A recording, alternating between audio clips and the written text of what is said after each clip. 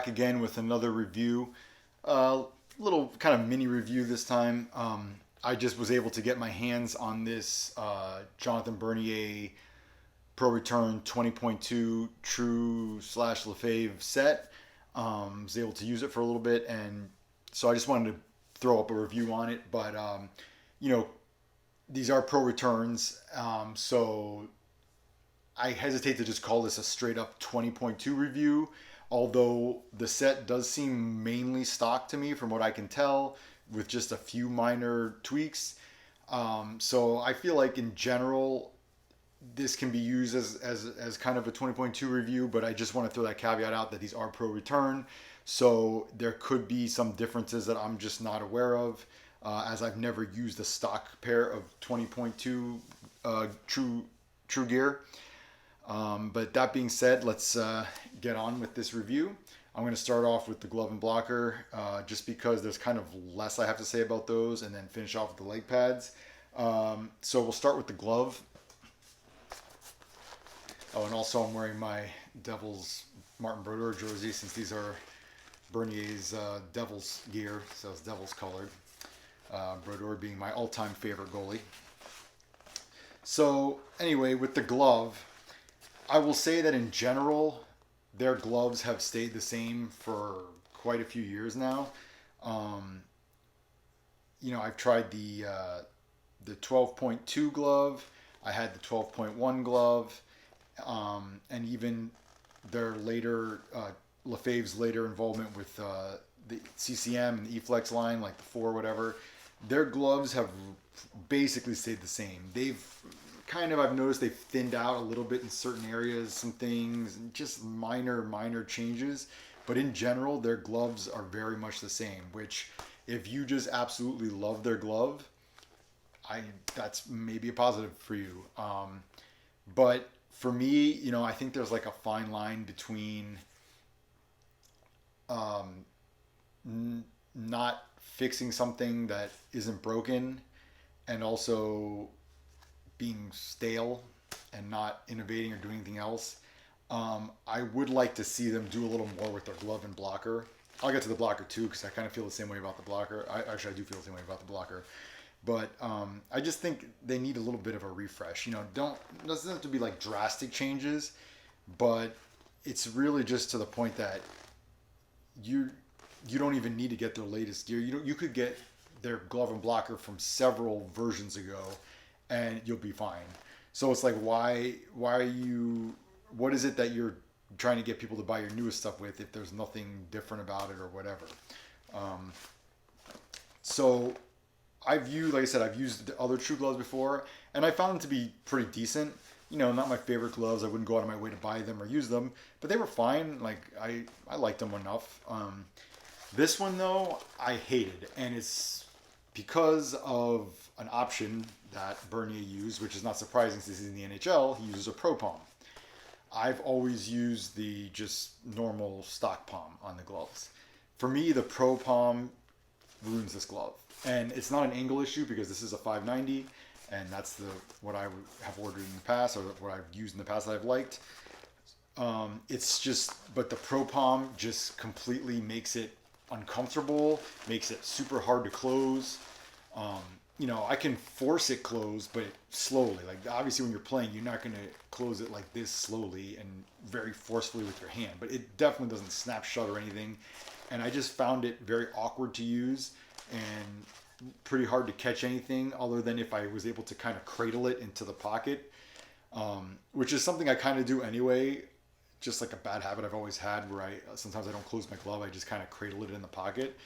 So that probably kind of saved me a little bit while using this glove, just that I kind of do that anyway. But trying to like catch it and close it, man, it was a pain in the ass. And even my friend, who is the one who's letting me borrow this set, it's his set, he was complaining to me about this glove too.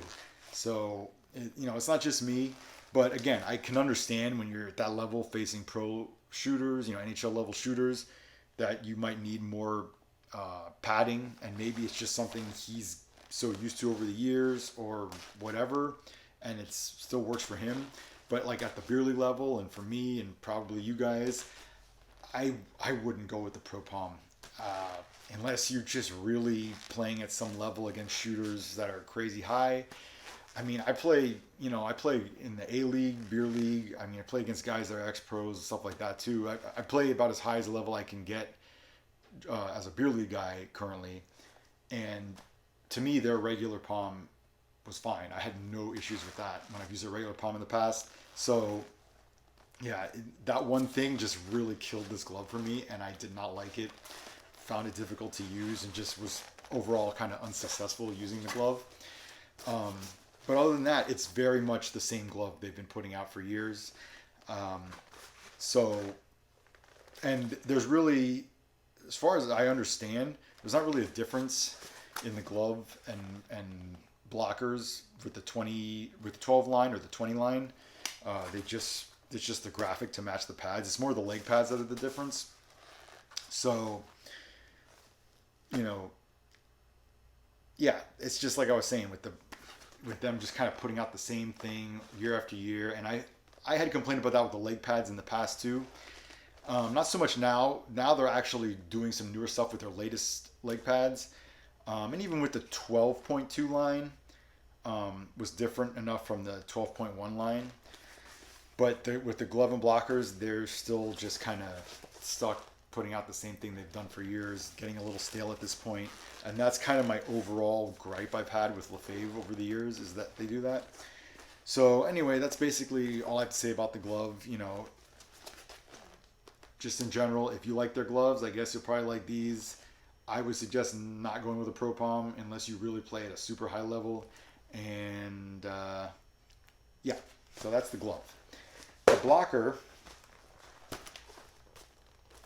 again, same issue.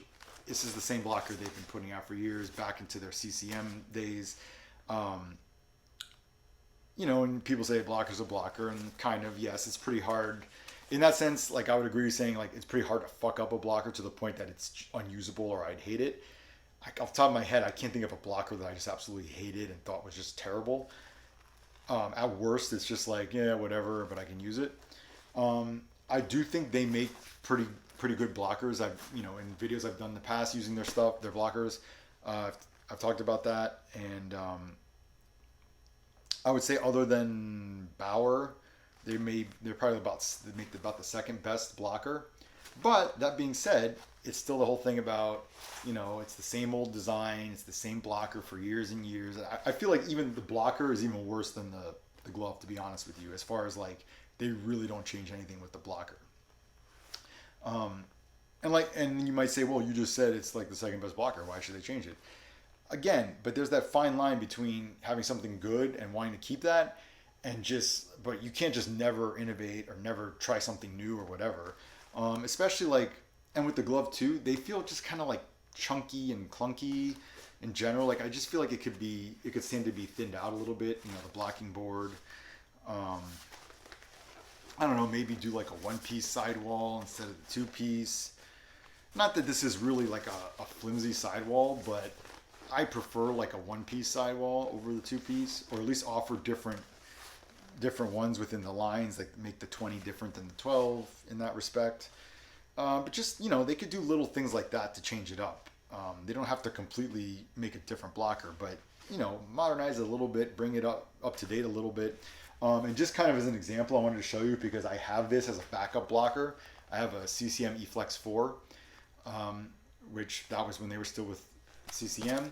And you can, I'll show you, I'll put them side by side. You can see they're basically the same blocker. The only difference is like stuff with options that you can change. Where, for instance, like he got a different palm liner. He got the Nash, and this is like the Sure Grip. But that's an option you can order when you're going custom or whatever. It's not really something that's a change or modernization or whatever. But yeah, just trying to show you real quick that it's, for the most part, barring a few very minor changes, it's been the same blocker. And then even before this, this is just because I happen to have this lying around. But I use their eFlex 1 blocker, and even that is, again, still very similar to this. It's really not much of a difference. So again, like, on one hand, I guess if you really love it and you don't want anything changed, I I guess it's good for you. And I'm not saying that, you know, the glove and blocker are bad. It's just that at this point, like, I don't know, you're going to just keep making the same thing year after year. You're not going to do anything different. I would just like to see them do a little bit. Again, just tweaks. You don't have to completely redesign it, make a completely different glove and blocker because what you've made is successful, but just, I don't know. I would just like to see something. I just feel like it's, I don't want to say laziness, but it's like, I don't know why. You're just putting out the same thing and you're just labeling it a different number. Um, okay, so that's the glove and blocker. Like I said, there really wasn't much to say about that because I've done reviews on them before and it's like the same thing. So you can even go back and see my other reviews on other True stuff, other True glove and blockers, and it's basically going to be the same thing other than what else I said here about these. So now let's move to the pads. So this is where there are definitely differences, updates, what have you. Like I said, I haven't used stock 20.2 and this is a pro return. So there are some things I know are different, but there's also maybe some things that I'm not aware of that could have been custom with these that Bernier got. I feel like mostly though it is stock. So, or at least options you can get, you know, when you're ordering custom as just a beer league guy, retail level, whatever. There's nothing, it's not like I did a review on a Bobrovsky Pro Return lake pads and there's stuff on there that like you and I couldn't even get. It was like super specific, super custom for him. Nothing on this appears that way. Everything on this seems it's either dead stock or at least an option that you could order. So for one thing, like he didn't want to break on his. The stock one I believe comes with a single break here below the knee. That being said, I don't think that really changes much. I've talked about this when I did my 12.2 review on the leg pads, that the pads are just kind of stiff in general, even with the 12.2, and it's almost to the point that I don't know why they have two different lines when they're very similar. Like to me, the main difference is that this doesn't have knee rolls. But other than that, it's very similar pads. And especially now that they just came out with the newest version of the 12 line. So they're changing the name from the 12 point whatever to like Catalyst is now they're calling it. But it's still that line. And I might do a video just on like I don't have that pad. But I have things I do want to talk about just from what I've seen, the pictures coming out of it. I might do a video kind of on that because they've definitely like taken things from past pads or from custom pro return things and added it to that pad that I find very interesting, and I really like that they did that. It's positive things that I would have told them to do if they were asking me. But just going on this pad, it's not all that dissimilar from the 12.2 pads I had. Like I said, no knee rolls. But the stiffness isn't that much different. It might be a little stiffer just because my 12.2s had at least the break here. But like I said, that doesn't really change a whole lot to it. You know, there's some give if you're really pressing down on it on the top. You know, it's not the stiffest pad ever, but it's still on the stiff side of things. If you like that. Now, in general, I don't like that. But if I do use a stiff pad, I at least don't like it, or I want the pad, the thigh rise to not interfere with each other. But in this pad, using it, I found that that was the case. They felt uncomfortable to me, and the thigh rises interfered too much for my liking. And just using them just didn't feel good. And that's not that much of a surprise with a stiff pad. However, and if you've seen my recent review on the Brian's Optic 3, you know there have been stiff pads that I've used that actually have worked for me because the way they've designed it with just how thin the thigh rise is or whatever, that it, even though it's stiff, it doesn't interfere that much with each other, and I'm able to use it and feel more comfortable in it. These, you know, again, just like kind of that clunkiness, and it just didn't, not weight wise, but just, I don't know, like the shape of it, I guess, and the stiffness. Not that this is like a super thick thigh rise, but for how stiff it is, it's just too much and too high. Again, not that it's a high or too big of a thigh rise in general, but when it comes to stiff pads, that thigh rise, interfering with each other messes me up every time. I hate that. I can't stand that. And with this size of a thigh rise and this thickness, it just wasn't working for me. Now, as far as the size of these pads, they compare pretty much to my 33+1 Brian Optic 3s, to my 34+2 Vaughn V9 custom pads I have. So it's not that they're like a different size or whatever, but it's just, I don't know, it's just the way these pads are designed that it just obviously do not feel as comfortable with my Vaughn V9s. That's the most comfortable pads I've ever had. But even as far as the Optic 3s, which are even a stiffer pad than this, it's just, I don't know, it just doesn't feel that great. The other thing I really don't like about this pads, and I've complained about this with other True pads that I've had that had this, is their proprietary sliding material. I forgot what they call it, something glide or slide, I don't know. Either way, I've said this in the videos, I would not recommend using this. And I find it surprising that Bernier got this on his, because most pros actually end up going with the weave for a sliding surface, because it's actually slides better than their sliding material. And I've said this in past videos, I feel like they just came out with the sliding material because they didn't want to be left out as like the only brand that doesn't have a special sliding material or whatever. So they came out with this, but I don't think it's very good at all. My Bobrovsky Pro Returns had the weave. I liked it. I felt like they slid a lot better.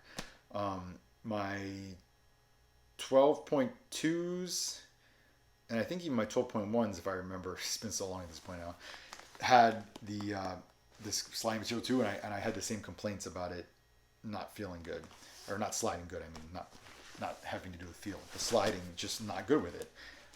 In some instances, it even felt like it was hindering my sliding. This is the only brand sliding material that I really just like dislike completely. I mean, there's been other brands where I'm like, I don't know, it's not that big a difference, whatever.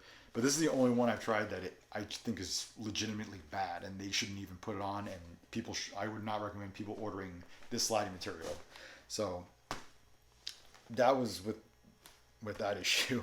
The boot, I did like that it's a flat boot. It's fairly flexible. I would say it's on par with a lot of, this is basically the setup most brands are going with these days, and most lines is a flatter boot with at least somewhat flex. Gone are the days that it's steep and stiff. That was a trend for a while, and now it seems to be they're going away from it. It'll probably come back at some point because that's the way these trends go. The strapping seems fairly stock. There's a recessed knee. He didn't have the knee wing here, which is fine for me because I strapped the knee strap down to the calf. If you get it stock though, I believe stock would come with at least a removable one. And then if you go custom, you can get a sewn-in one, you can get the removable one, you can get it like this without one, whatever you want. But this just happened to be what I would have gotten anyway, so that worked out for me. I do like the strapping on these. It's similar to the strapping they've had more recently with the 12.2 line as well. My Bobrovsky pad had this same strapping. I really like this fast rotation system, FRS. I like how that locks your leg into the pad. This is really the anchor of it, and then the other pads just kind of help it out. I mean, not the other pads. The other straps just kind of help with it, but this is really the main thing, and it allows you to not have it super tight on your leg, and it still works good. Your leg's not falling out, whatever. But it's a very simple strapping system. It's just this, the knee, and then this other outer calf strap. So he doesn't use a boot strap. That also could have contributed to why these pads didn't feel that good for me when I was using them. I do prefer a boot strap. Now, I don't put it tight. I keep my boot strap pretty loose, but I still do like one just to have an end stopping point for how far my skate can move away from my pad.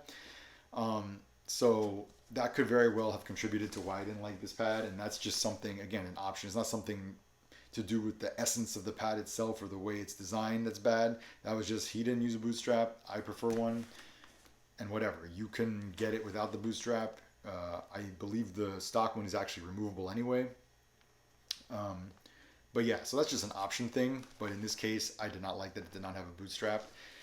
The boot channel is super flat. It's almost not even that it's flat. It's almost sticking up like this. This middle part here, I would say, like you can see, it almost kind of sticks up above the rest of the pad. So that's something that might be a custom option that he got. I'm not sure because again, I haven't gotten my hands on a stock 20.2 pad to see how the boot channel is on that one.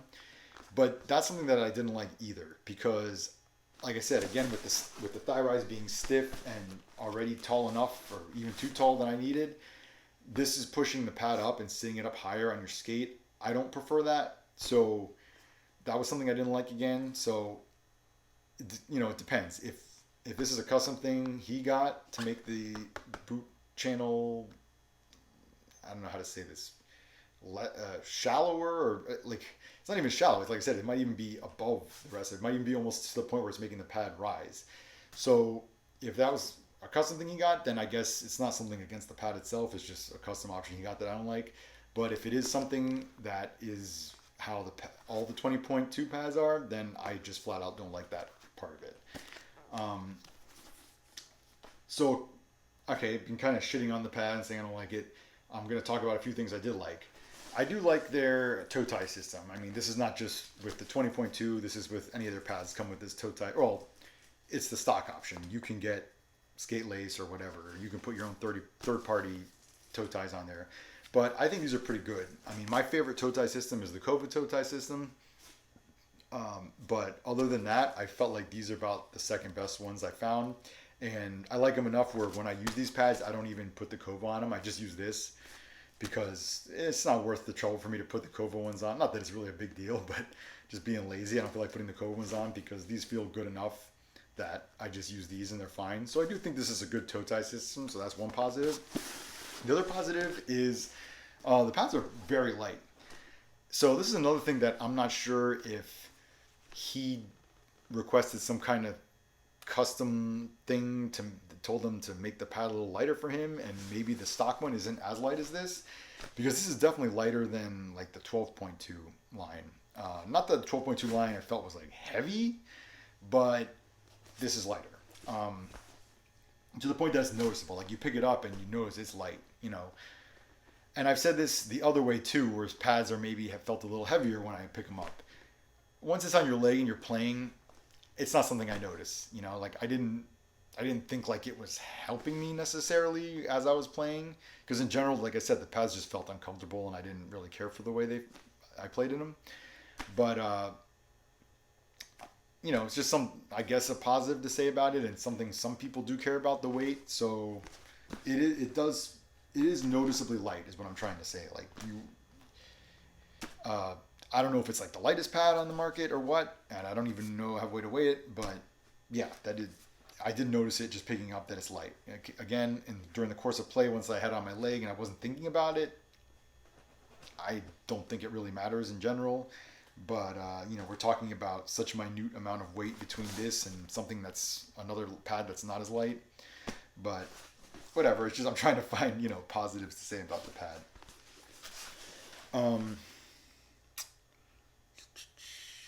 As far as like the rebounds, I guess it kicked it out decently. It definitely isn't a pad that's going to kill the rebound, but it's also not. I would say it's kind of in the middle range of, I guess, if you're rating like how far pads kick out rebounds. Bauer does it better. My Brian's Optic 3 does it better. But it's definitely not going to like just kill the rebound or whatever, like a super soft pad or anything like that. So, I mean, it does kick out the rebound somewhat, but it's not like, it doesn't stand out in that regard in any way. Trying to think if there's really anything else to talk about. In general, I mean, the craftsmanship by True seems very good. That's something I've said in all my True videos. That's something really you can't really argue about. Like they have a very good reputation with their craftsmanship and quality, whatever. So that's not really going to be an issue with True. or Lefave. But yeah, so I think being that the 20.2 and the 12.2 line are so similar, and I just feel like the 12.2 is a little better of a pad in general. Um, I would recommend the 12.2 to just about anybody, because even if you like a stiff pad, I mean, as it is, the stock is actually pretty stiff. It's not really much less stiff than this. Um, and you can even, if you're going custom, you can even do some options to make it even stiffer than this probably. Um, but for whatever reason, it just felt a little better to me.